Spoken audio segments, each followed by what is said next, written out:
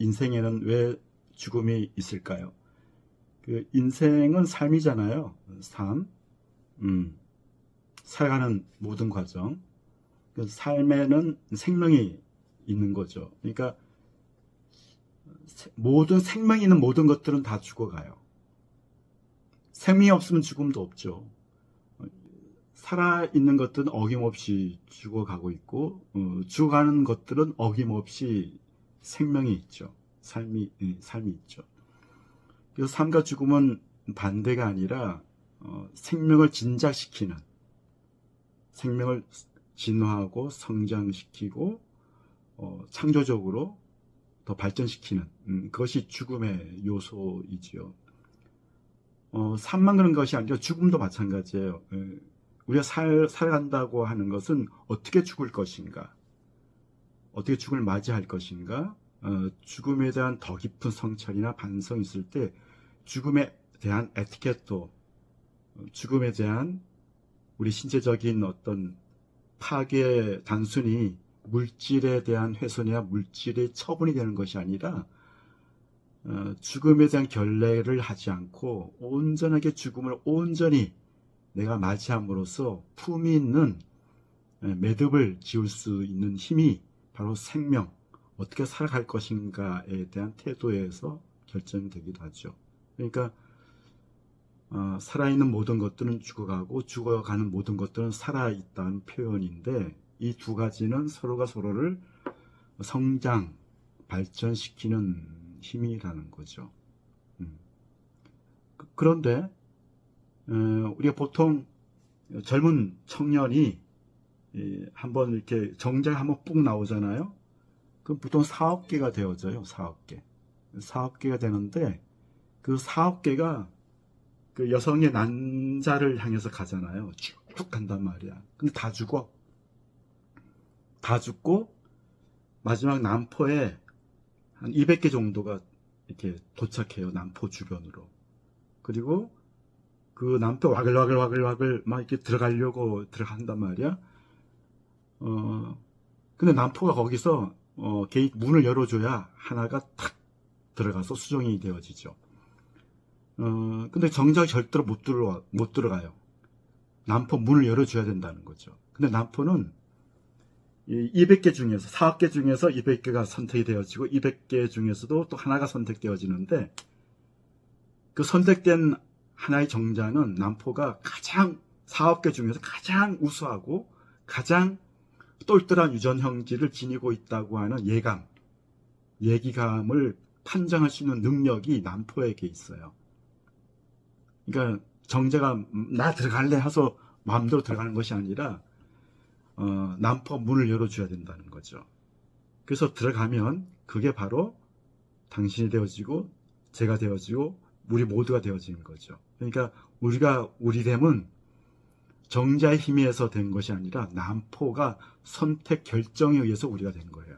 우리가 머리가 나쁜 것도 엄마 때문이고, 우리가 잘생긴 것도 남포 엄마 때문이고, 머리가 못난 것도 엄마 때문이라고 볼 수가 있죠. 근데 중요한 것은 우리 자신은 4억 대 1에 선택이 된 유전 우성인자라는 거죠.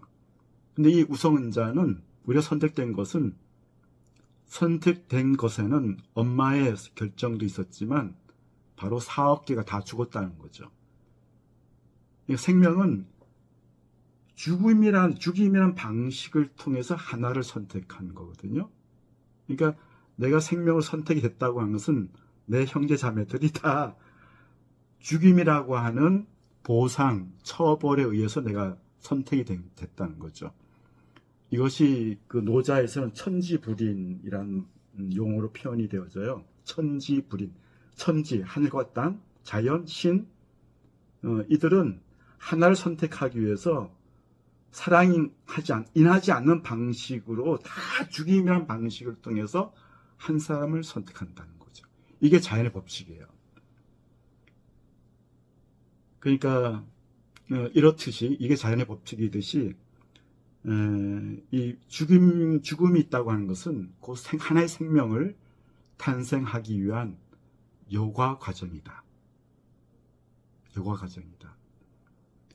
예, 그래서 의학의 역사나 생물학의 역사에서는 죽을 것들은 다 죽임이라는 방식을 통해서 그 여과를 통해서 하나가 선택되어지는 이런 것이 생명의 역사였고 생물의 역사였어요.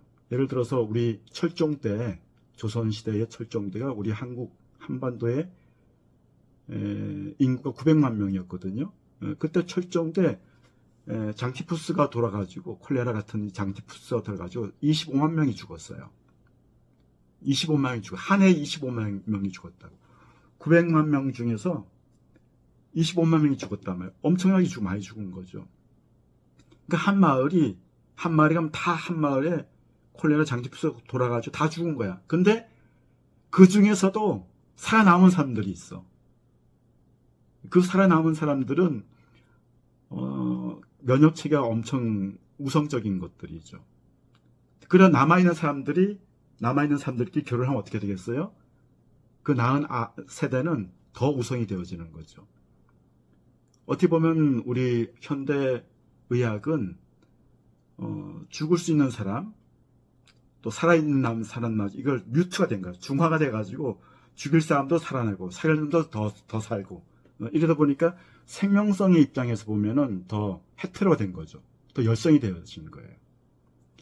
그래서 그러면 의학이 필요 없냐 이런 말을 하자는 것이 아니라 죽음이라는 방식은 바로 생명을 진화시키고 성장시키는 하나의 동력이 된다.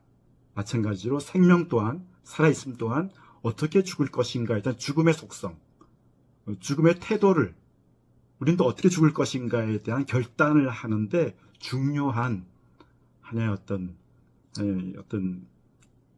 원인이 되어지는 거죠. 그래서 생명과 죽임은 서로를 진작하고 성장시키는 하나의 힘이다.